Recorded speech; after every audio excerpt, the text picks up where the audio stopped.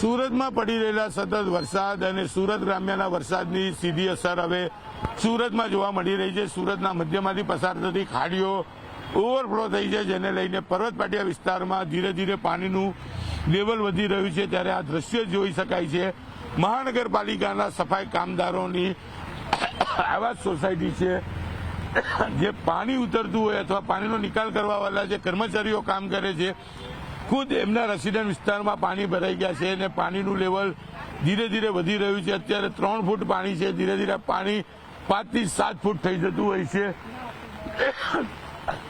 કહી શકાય દર વર્ષે આ પ્રકારની સ્થિતિ જોવા મળતી છે। જે સફાઈ યોદ્ધાઓ છે કે સુરતમાં પાણી ભરાયું હોય અને પાણી ઉતર્યા બાદ શહેરની સફાઈ કરતા હોય છે, તેમના જ આવાસ પાણીમાં ગરકાવ થયા છે। ત્યારે દ્રશ્ય સીધા જોઈ શકાય છે પર્વત પાટિયા ખાતે આવેલી સફાઈ કામદારોનું આ આવાસ વિસ્તાર છે કે જ્યાં ધીરે ધીરે પાણી વધી રહ્યું છે। બાજુમાં ખાડી આવેલી છે અને ખાડી ઓવરફ્લો થતા પાણી જેમના આવાસમાં આવી રહ્યું છે। ખાસ કરીને કહી શકાય કે આ આવાસમાં આવવાનો જે રસ્તો છે, આખો રસ્તો પણ પાણીમાં ગરકાવ થઈ ગયો છે।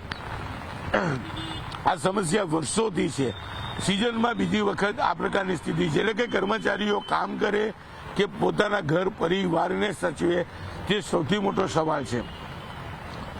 ખાડી ઓવરફ્લો થતાની સાથે જ આ સમગ્ર વિસ્તારમાં પાણી ભરાઈ રહ્યા છે। પાણીનો નિકાલ કરવા મહાનગરપાલિકા મોટા પંપો મૂક્યા છે, પણ અહીંથી પાણી ખાડીમાં નાખવામાં આવે છે અને આગળના ભાગથી પાણી પાછું રેસિડેન્ટ વિસ્તારોમાં આવી રહ્યું છે, જેને લઈને સફાઈ કામદારોની આખું આવાસ પાણીમાં ધીરે ધીરે ગરકાવ થઈ રહ્યું છે અને આવાસ સાથે સમગ્ર વિસ્તારમાં લોકોની સમસ્યા ચોક્કસપણે વધી રહી છે। કીર્તેશ પટેલ, ન્યૂઝ 18 ગુજરાતી, સુરત।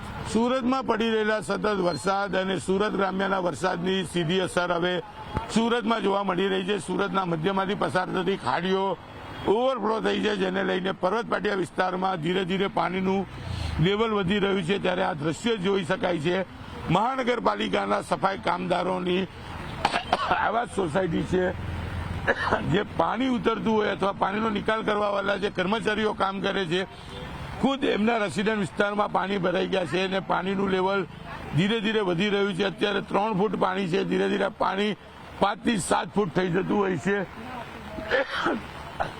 કહી શકાય દર વર્ષે આ પ્રકારની સ્થિતિ જોવા મળતી છે।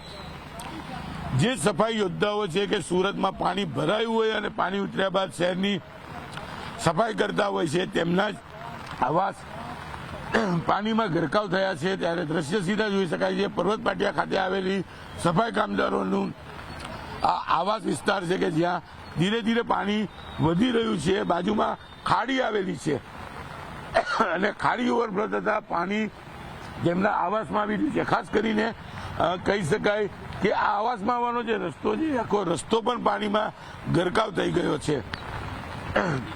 આ સમસ્યા વર્ષોથી છે। સિઝનમાં બીજી વખત આ પ્રકારની સ્થિતિ છે, એટલે કે કર્મચારીઓ કામ કરે કે પોતાના ઘર પરિવારને સચવે, તે સૌથી મોટો સવાલ છે।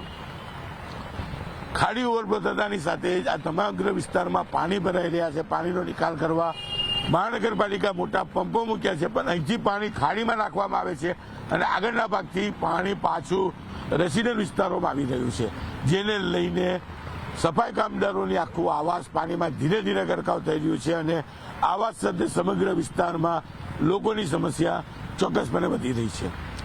કીર્તેશ પટેલ, ન્યૂઝ 18 ગુજરાતી, સુરત।